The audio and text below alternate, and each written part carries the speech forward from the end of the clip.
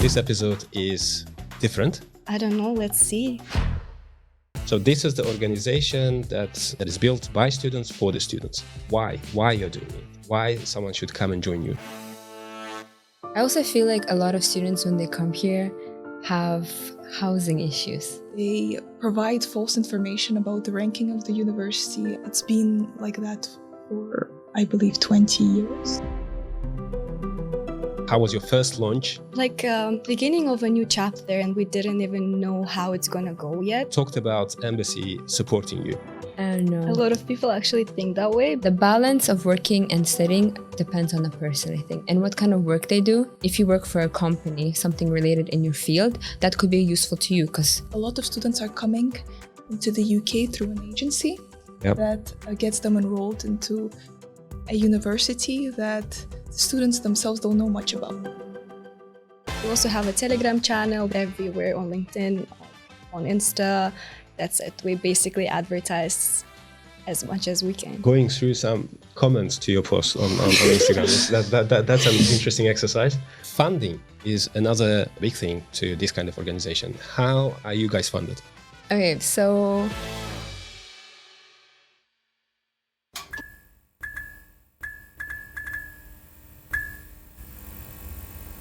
Let's let Kalam out.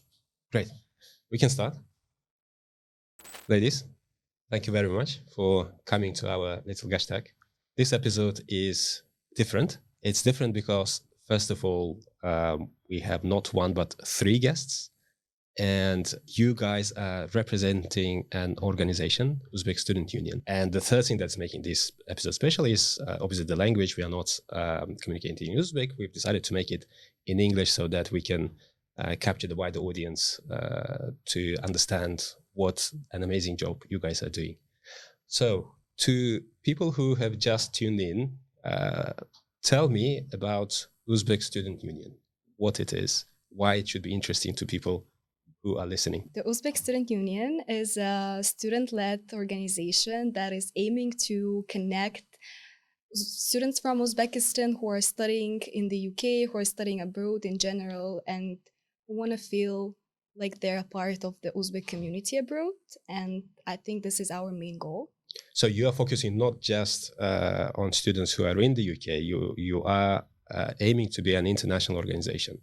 I mean, technically we are right now operating only in the UK, but I don't know, let's see. We don't know yet. Great. You are quite fresh, quite a new organization. How did you come together? Where the idea come from?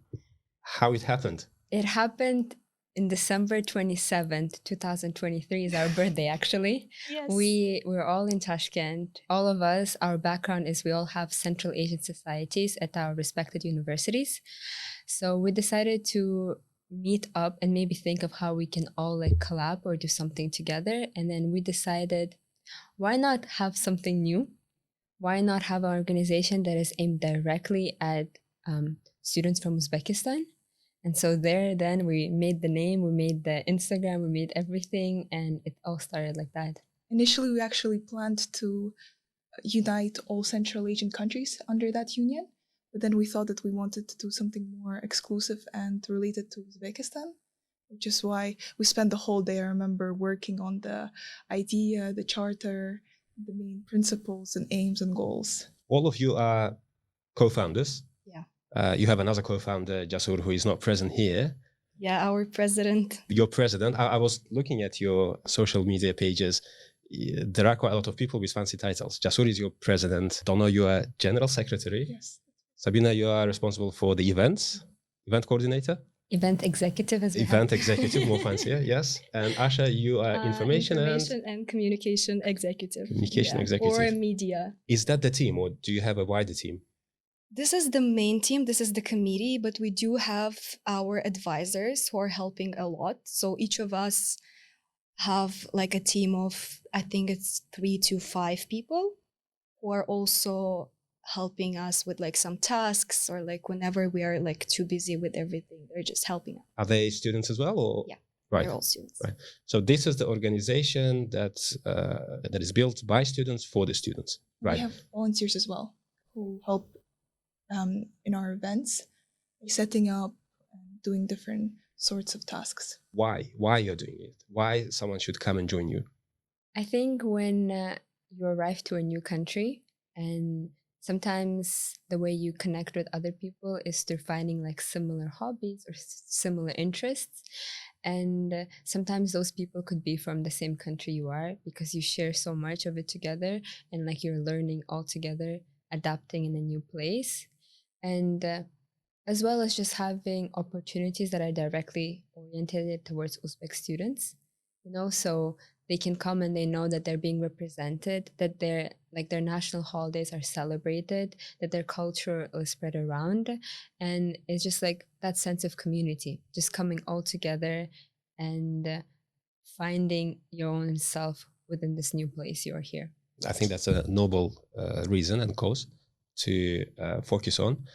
But is it not difficult? Like all of you obviously are studying, you've got exams and etc.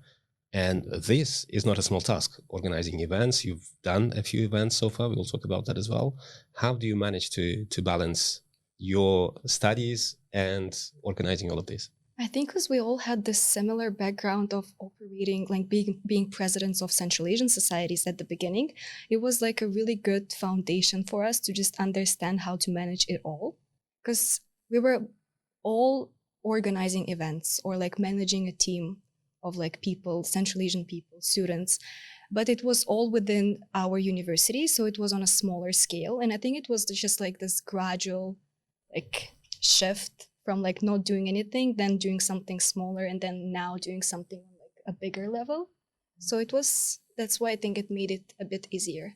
And even before coming to university, we all did similar activities in schools as well, organizing societies, starting societies. And I think it's also about priorities. We decided for ourselves that active community involvement is something that's important to us, which is why outside of our studies, we aim to spend most of our time doing something for UzSU. And I feel like, we already have been here for a couple of years. So once we came in here, we were like looking around like, oh, what kind of Uzbek events are happening? Like what kind of celebrations are happening? And I think because we lacked that, we lacked trying, like it was hard for us to find people around us. So we just wanted to give a platform so it's easier for people to just connect, because we went through the similar things.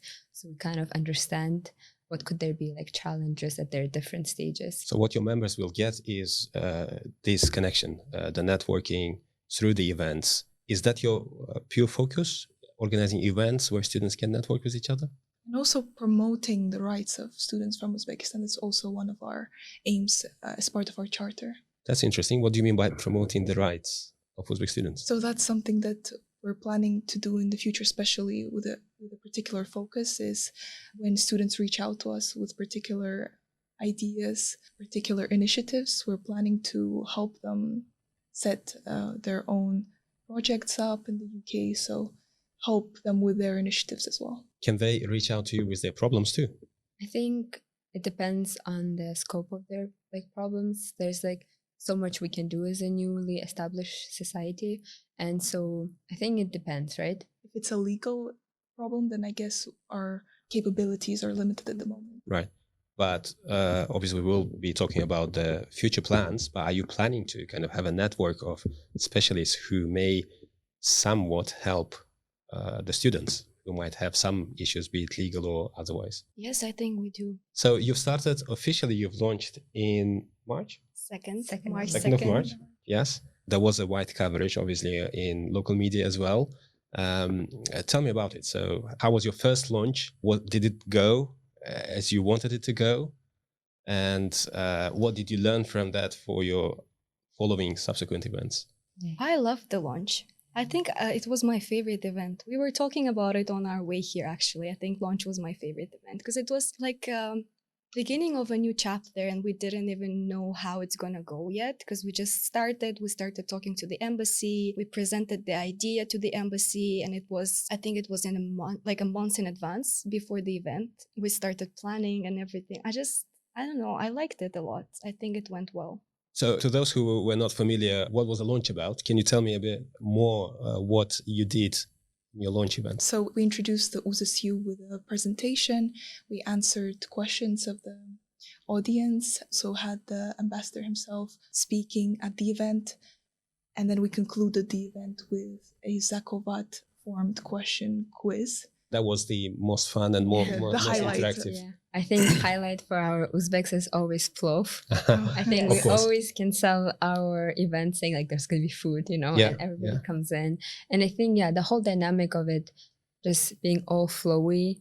I remember because we started planning this a month or more in advance, and so I remember one day we came in like, oh my god, the event is tomorrow. Like it's already here. Like for us, it seemed like it's gonna take us like a couple of weeks before we understand that it's gonna come, but it came so fast.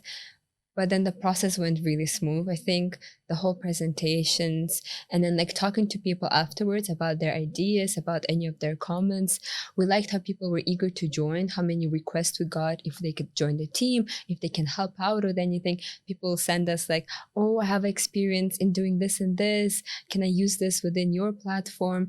Like, oh, can like your society help me with my CV, with the networks and everything? So it went, I think, even greater than what we initially expected. We didn't expect the scope, like, for it to reach such a big audience. And then it did. And then we felt like, oh, now we can do even more. Like, we have people, like our Uzbek students that are here that are going to support us. And we can do different things based on their interests. Especially for the advisor roles, we didn't expect to receive that many applications. Yeah. So we had to have 2 stages of recruitment and selection process. So 2.5 months passed and you have been quite active. Tell me what you have done so far. So had a couple of events. Yep. Participated in the events that the embassy organized, or like, for example, Central Asia Forum at the University of Cambridge.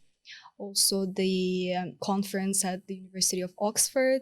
I mean, we were guests there, but we also like helped, and just, I don't know, it feels like we did a lot, to be honest. I don't know, like, I think every month we have a lot of events. We have a lot of shifts, of course. We have a little delays. We can change our plans surrounding what's happening within the community.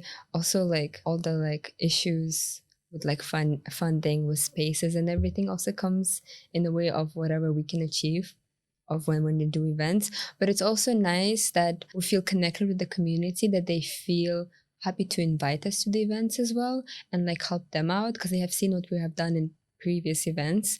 And so then we come and they're like, you know what, you can help out us with like guiding the guests, with doing that. And so, yeah, I think our scope of events are not just limited of what we decide to do, but it's also like what the community in general like allows us to do within their events. The event that we're particularly proud of doing is the upcoming industry visit to KPMG, because we managed to get a lot of registrations for that event. So it's our first time organizing an industry visit, because that's something that we've been hearing a lot from our members. In our upcoming event, they will receive special presentation just for our members. The recruitment process at the company, they'll be able to ask questions, especially the fact that they will be able to find out information about how they, coming from Uzbekistan, will be able to integrate in an international organization. Because in the UK, especially with the recent changes about visa procedures, I think a lot of students and graduates from Uzbekistan are interested. And learning it from the source is obviously, it's a great opportunity. For those who are watching, obviously the episode is being filmed at the middle of May. By the time it will be released, obviously the events will be there. But those who don't want to miss out on this type of events, how they can find out about future events that you're organizing, and what do they need to do to be part of those events? Follow UzbekSU on Instagram. I do the posts and I enjoy doing that a lot.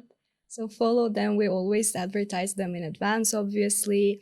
We also have a Telegram channel. We have a members group chat on Telegram as well. And to become a member, basically, it's really easy. You just have to fill out the membership form, which is always in our bio everywhere on LinkedIn, on Insta, Telegram, and then that's it. We basically advertise as much as we can. We'll put the link to the Instagram and Telegram channels on our description to this podcast. So if you are interested, go and support them by either becoming a member or, if you can, by any other means. Funding is another thing, another big thing to this kind of organization. How are you guys funded? Okay, so we're really grateful for the embassy initially because they always allow us to use their venue whenever we need it, and they can always help us out with other stuff. Regarding anything that happens outside of the embassy walls is all on us, and so it's our job to find anybody who would be willing to sponsor us or to fund us. I think when we initially started, we didn't want to like introduce membership fees because people are unaware of what kind of events we do or what is our objective. So we didn't want to put the pressure of like, pay us so you can join us. You know, we would want them to enjoy as many of the free events as possible, particularly because the students come from all different places and we want to make sure that they can all enjoy it, come, because some of them already have to pay for their travels. So we don't want to make it like a burden to also have to pay to come to our events.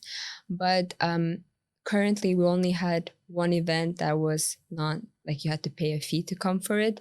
But yeah, we were scared of it initially. We're like, oh my God, will people come? Is the price affordable? Does it make sense of why we put that price for the people?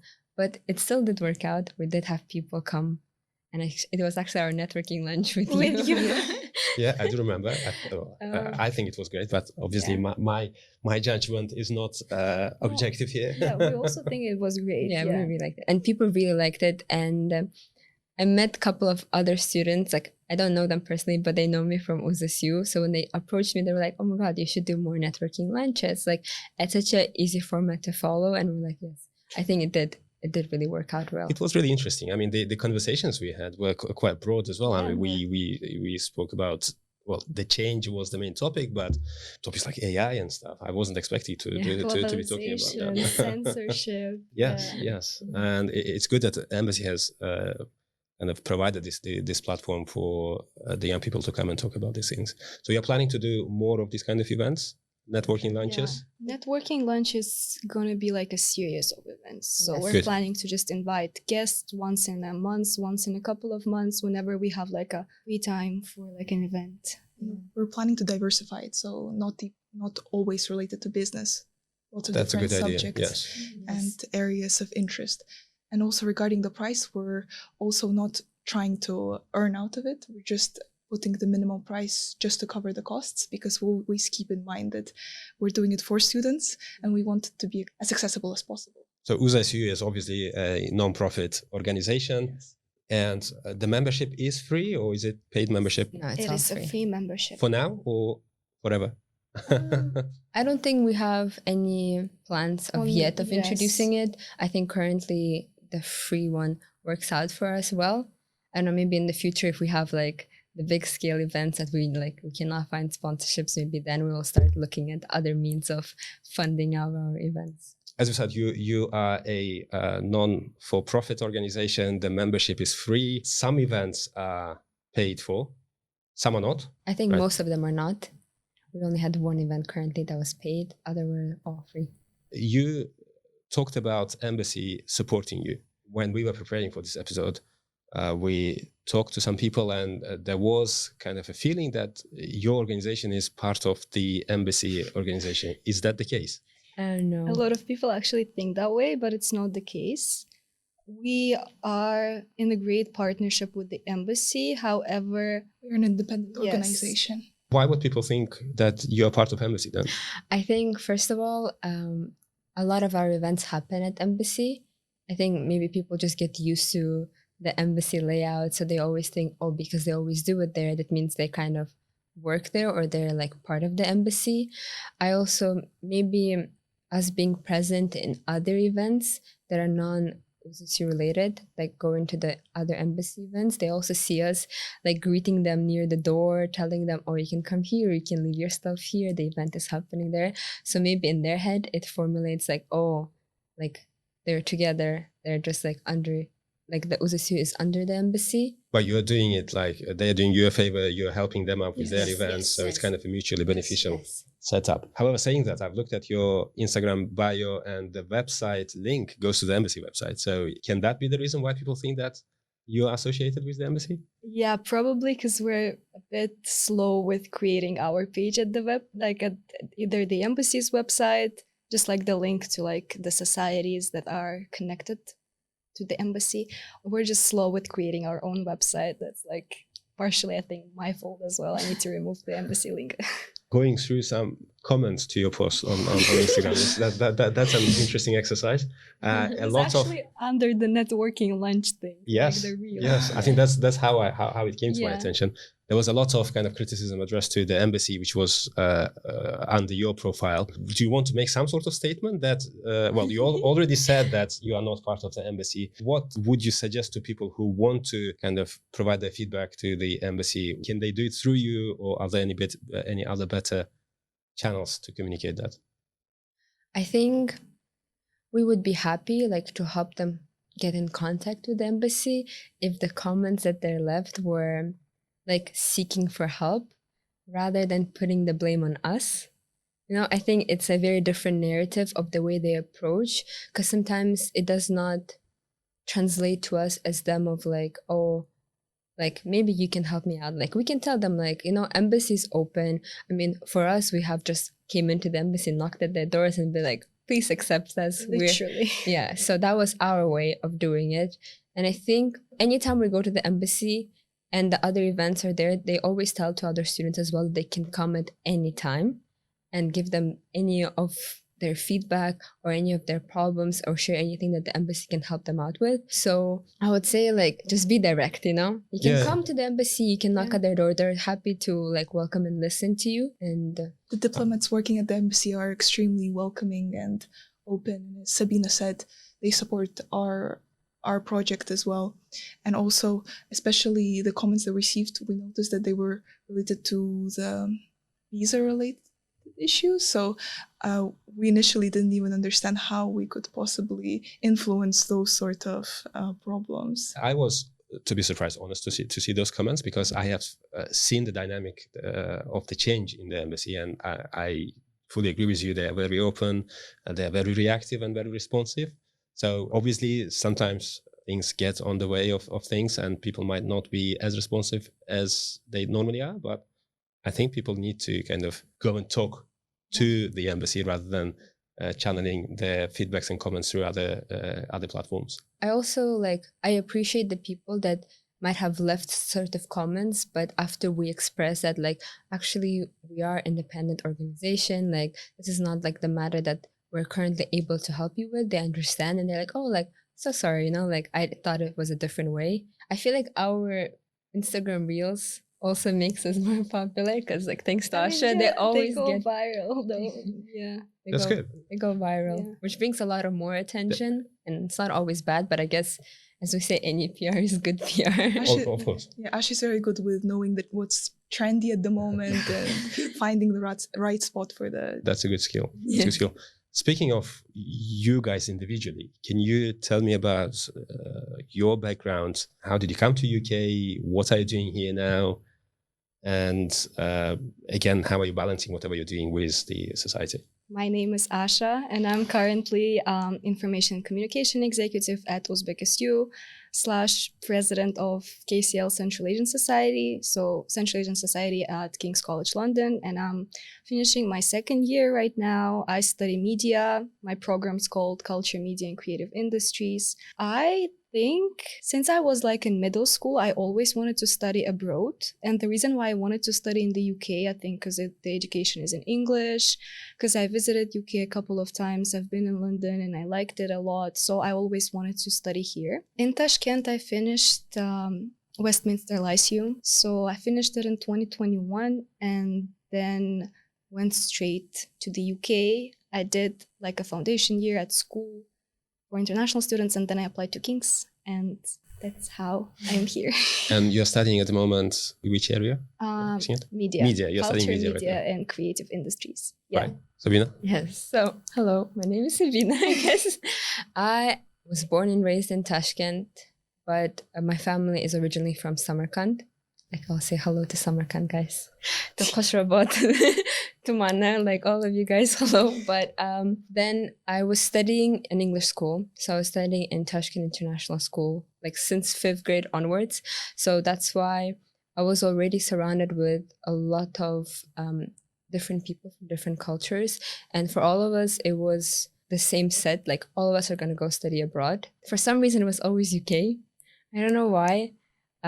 Maybe, I think it was because everybody recognized, like, Oxbridge and everything, we were like, you know what, I think that's going to be a good place to study.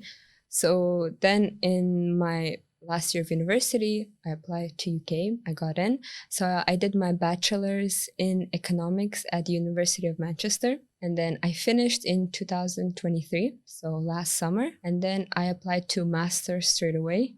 So since September of 2023, I've been doing my master's at London School of Economics in development management.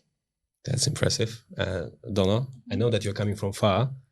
Yes, I traveled from Edinburgh today. Took the earliest train at 5 a.m. My name is Dono. I am a student at the University of Edinburgh. I'm finishing my second year, and I went to the British School of Tashkent. I spent 9 years studying there. I received my IGCSE certificates and A-level certificates there, which allowed me to enroll directly into first year at a British university. I study social policy and economics, which is an area that I've been interested in for a while, even in school. And I also started a Central Asian and Turkic society in my university as soon as I arrived in my first semester. It was something that I was planning to do for about 2 years before arriving at university, because I noticed that there was only one university that had a Central Asian society, and that was Sabina's society. So she was like the role model for all of us who did it before us.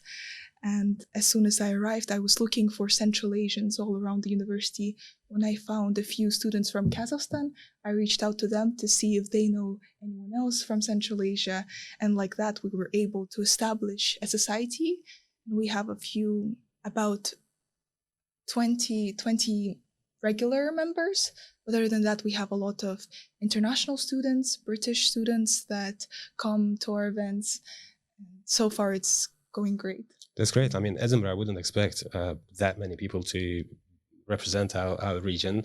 I mean, London, obviously, it's quite big and dynamic, but being able to build a society in places like Manchester and Edinburgh, we need to give credit to that. I do remember, Sabina, your society. I was one of your guests as well there, and I could see how well organized the events were previously as well. How do you know each other then? How did you come together? If you have in different parts of the UK? Yeah, and we all met differently in different years. For example, like me and Jasur went to the same lyceum. We just knew each other from Model United Nations. And then me and Dono met because we help out with VAYU, which is like the World Association of Youth of Uzbekistan, which was 2 years ago. And then me and Sabina met only when we actually met on the plane. Yeah, we met on the plane. Yeah, we just went on the plane. On the plane through mutual friends. And then we started talking and hanging out when she went to London to study. Yes. Yeah. And me and Sabina met at the Uzbekistan League Forum in October. Right. Yeah. Right. And me and Asha's met, as she said, 2 years ago, and me and Jasur known each other since the age of 7. Right. Yeah. Childhood friends. For me and Jasur, we met on the day that UzSU was launched. Not launched, created. Yeah, Created. Our In birthday. December. In December. So Jasur was in Uzbekistan as well when you... Yes. Yeah, Yes. he was there, obviously. We have a photo even. Yeah. First photo. Great. We had a 5th member, though, Who's the fifth member? that didn't make it to the launch. So he is currently finishing his studies at the University of Manchester. He's the one that took over the Central Asian Society after I left. And Yuri Kim. Shout out to Yura. Yuri Yeah. Kim, yeah.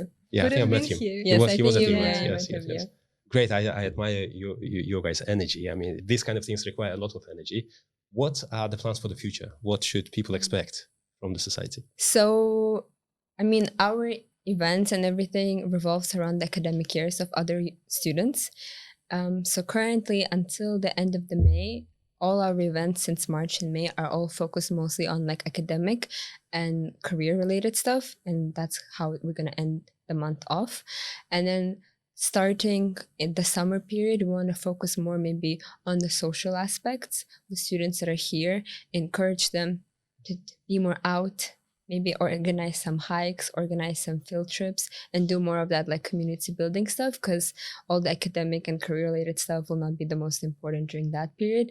And then from September on, we're back being focused on track. career and academics, helping students with their CV because it's application period. So that's going to be busy, allowing them to hopefully network with different companies, with different fields, to introduce them to other stuff like that they can use their degree on. I'd like to mention that also at the moment, most of our events are in London, but we're planning to operate throughout the UK. We were planning to do something in Edinburgh in May, but I think it's most likely to be something that we're going to do next semester. Yeah. Right. But we won't be limited even to Edinburgh. It would be Manchester, Cardiff. We have members throughout the UK, so we're planning to come to them. Speaking of the events, how do you plan your events? How do you pick the topics? Do you get some sort of feedback from your members, or is it based on your own experience? I think we just brainstorm. We have occasional Zoom calls. We try to make them as regular as we can.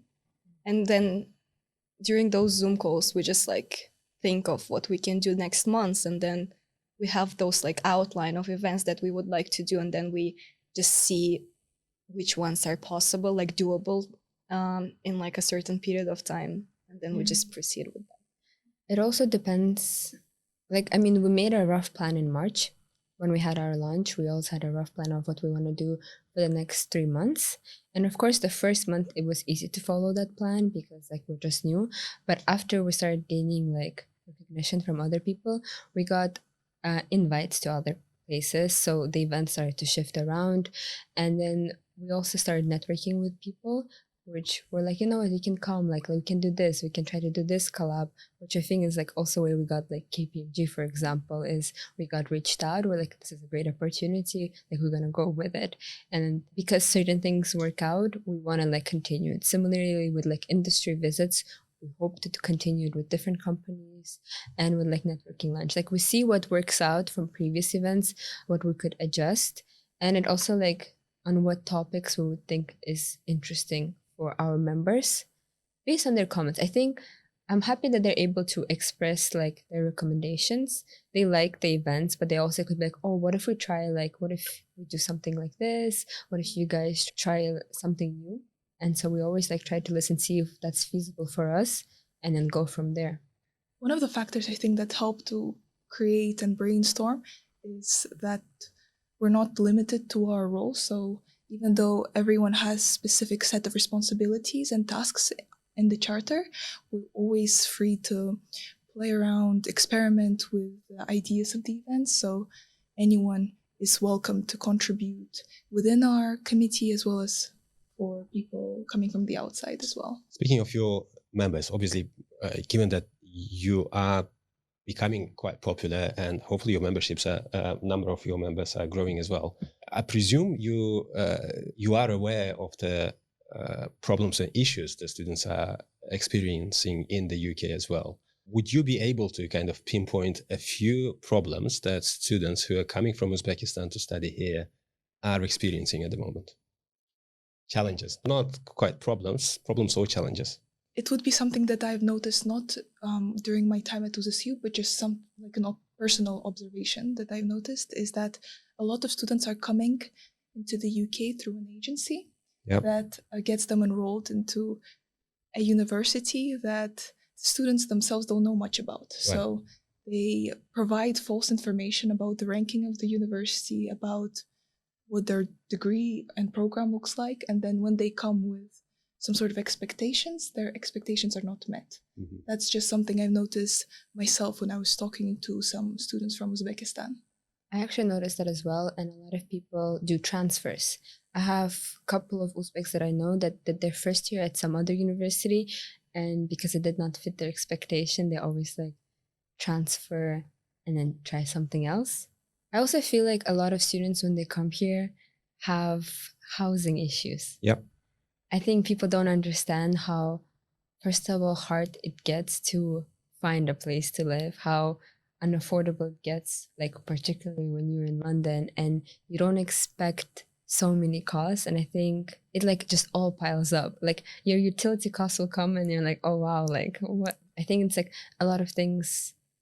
It's not as easy as it seems, because I mean there is a housing crisis in the UK and everything, and it's hard when you don't know how the system operates, like to which agencies to go, what kind of sites to use to find it, like how can you narrow down like what to look out during your viewing so you don't get like black mold in your new flat when you come in, or like how to take care of your place. Are you planning to provide this kind of information? Because I think that would be a very good value for the members, and it will be a useful source of information as well. Some sort of guide for the students to look out for when they come here. I have actually talked about this with my advisors, and one of my advisors proposed that idea.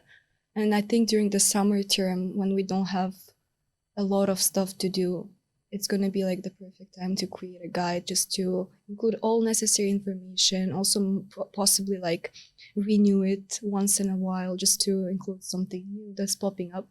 So yeah, we are planning to do it and I think we're aiming to just include everything as we can, like as much as we can. Working and studying. I've heard a lot of students trying to balance that. Not everyone comes from the privileged background. They think that they can come and earn their tuition fees by working here. And in most of the cases, they struggle to keep the right balance. They either miss their deadlines, get poor marks, or they're not able to generate enough income to cover their tuition fees. Do you think that is an issue? Do you think that it is possible, from your experience, from your network, from your members' experience, to come work and study at the same time, to be able to cover their living expenses and tuition expenses? To cover everything, I don't think so. Because, I mean, as an international student, your tuition fee is already so much more higher than like the home students. And your living costs, I think it's hard. I think you can balance it in a way that you could cover one of those. That could be more doable. But you also have to remember that when you do your housing and when you do your tuition, you have to pay up front. It's not like you can pay it every month. You have to either do it like 3 times during the year or once in the beginning. So it like all depends on how much savings you have or how much you're able to actually be financially literate in order to put everything in the correct places. The balance of working and studying depends on the person, I think, and what kind of work they do. Because if you work for a company, something related in your field, that could be useful to you because technically you're also studying at your new place that could be used for your studies. And some of them also work at universities, which I think is a lot of popular places to do just because you can change your work schedule around with your classes. So yeah, I think it just depends on where you work and how you as yourself as a person are able to have a discipline balancing everything. Yeah, I also agree that tuition fees and living costs would be something very hard to achieve, especially because the visa only allows to work up to 20 hours a week. And in order to cover both, it would probably mean that you would have to break some sort of legislations regarding the time limits that you're allowed to do. But a lot of students in the UK that are struggling, I've noticed that enjoy the Eliurt foundation, because the foundation covers tuition fees and living costs. So we recommend students that have potential financial limitations or would like to come back to Uzbekistan to work in the government or public sector to explore this option as well. Scholarship is another thing I was going to ask, actually. So obviously, if it is challenging to work and cover your tuition fees, there are other opportunities like Eliurt Umide, as Dono said, or many other scholarships that universities themselves provide or some other organizations. Where can students normally get information about the scholarships and how they can increase their chances of getting one? For undergraduate programs, it's only Eliurt Umide that covers both tuition fees and living. Chevening scholarship. But chevening would be for master students. Yeah. Okay. Is that a new thing, or has it been like that? It's been like that for, I believe, 20 years. Okay. So if anyone wants to do the masters, Chevening. Eliud does the masters as well, yeah? And Yeah. PhD, And all PhD sorts as well. of programs. And I think for university-based scholarships, so these ones are usually not like full ride. They could partially cover or Give a discount. or give a discount based on those, but it all depends on the course that you apply, and they all have their own requirements. I believe they have batches of when they accept applications, specifically looking towards scholarship opportunities or any like funding opportunities. So you would have to keep it up with the university itself. Speaking of the future now, we touched the society's future plans. And obviously we know that each of you, the founders, have their own future plans as well. And at some point that they will not match each other. So are you thinking of the succession, of the continuity? The reason I'm asking is, through my experience, I've seen a few these kind of initiatives that have started really well with a lot of enthusiasm, but when the founders or organizers have stopped being a student, obviously it doesn't make sense for them to be in charge of the student organization. What are you planning to do different? Yes. I think one of the things that we introduced that gives us hope for the future, I guess, is our advisors. I mean, they already work directly with us, and I mean, we from them know that we could see potential in them taking over our spot because they already know how the system works. They know like at what things we look at, what kind of challenges we face and everything. And I do like that we do have, it's not generally like a ladder formation, but you can be like a base, like just being a member, then you could be like a volunteer that helps on and off cases, or you could be an advisor and help like all the time with us. And I like that they can focus on that and also be able to like step up in the future potentially, because we already know, at least for us, that they know how the society works and they could do the next steps. And executive committee members are voted in every single year on an annual basis. So we have Voted by who? By the by members? Members, yes. Okay. So we'll have democratic elections for Politics. the committee positions. So everyone has an opportunity to try themselves out, to join the election process. That's great. That's great. We have a lot of traditions in our podcast. If you have seen the previous episodes, one of our tradition is we ask our guests to suggest one book. And obviously, as we have more than one guest today, I would ask each of you to recommend one book to our audience and why you are recommending that book. I would like to recommend a book that's called 1,000 Splendid Suns by Khaled Hosseini.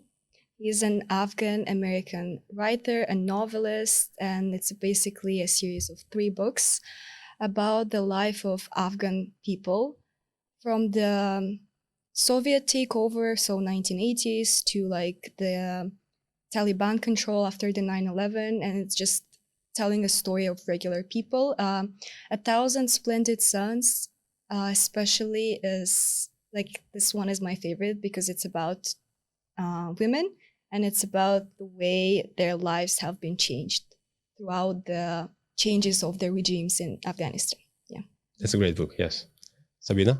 I would recommend the book called Normal People by Sally Rooney. And if you have heard about the book before, I think the initial theme that people think it is about love. But the book is more about, it's about personal growth and the transition, particularly from high school to university, when you change your city, when you change your circumstances, when you change the people around you. And it touches upon like themes of like how your surroundings shape you. Like that sometimes they could put you in a bubble, sometimes they could make you think of certain things about yourself, and like how certain shifts can change for good or for bad. And it explores the 2 storylines of the 2 main characters and how they adapt and they grow through different periods of their life. And I mean, I read it once I was in UK as well, so it was a nice book to go through all those like traumas of mental health issues, of societal barriers, and just be able to understand how you're shaped with everything that's around you. And like, I think it's good for personal growth. So I think it's quite topical to your members and audience as Yes. well. Yeah, that's great. Dono? A book that I would recommend is a book that sparked interest in politics for me. I read it 3 years ago. It's called Awakening Forces by Georgia's third president, Mikhail Saakashvili. It's not very well known because it's not openly available in bookstores, but it's definitely worth reading because the president wrote it while he was in office. He covers the historical elements and aspects of Georgian history, such as the Rose Revolution, how the power went across from the previous president, and a lot is covered. And especially my favorite part about the book is that lessons are evaluated for other countries that also wish to go through the process of democratization. Great. All of the recommendations are great books. Thanks a lot for doing that. The other tradition we have is the free microphone. Free microphone is you talking about any topic you want. You can take this opportunity and promote something. I'm not sure what, but I think you have a few things to say. So free microphone, it's you and the audience. I think we will do it in turns because it's the first time we're doing it with 3 people. You can say whatever you want, as I said. If there were any topics that we have not covered, you can cover it during that. Microphone is yours. Sorry. We actually have one topic that we just want to all talk about. As Infocom, I just want to mention before that, just follow UzSU on social media once again. And then we just wanted to talk about university experiences. And we just encourage students in general and from Uzbekistan and just from all over, just to not be afraid to step out of their comfort zones.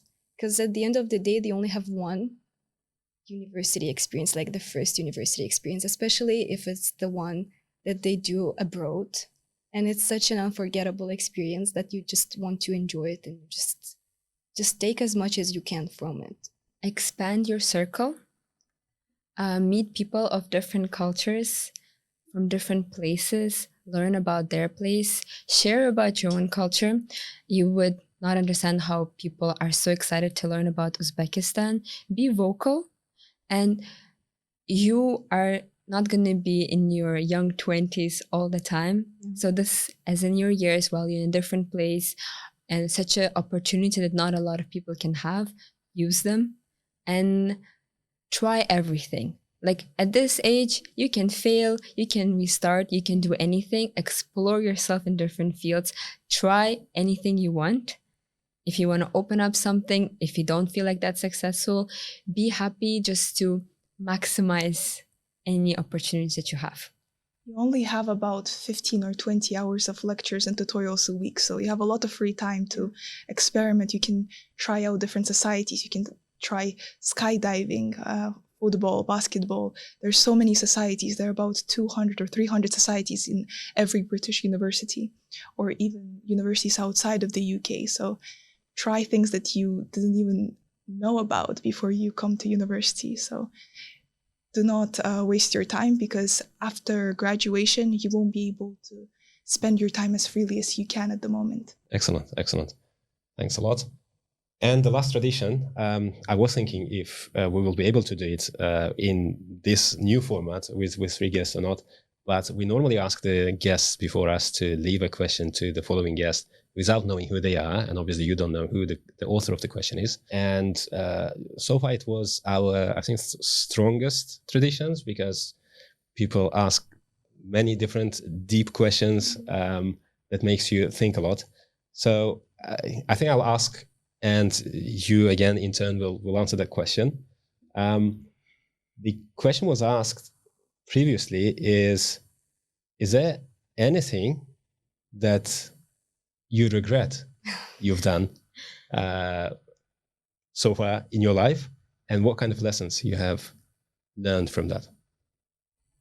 I personally can't think of a major regret that I would carry up to this day, because everything I do, I try to take a lesson out of it. So even thinking about it now, I can't even think of anything, because everything helped me come to today's version of myself.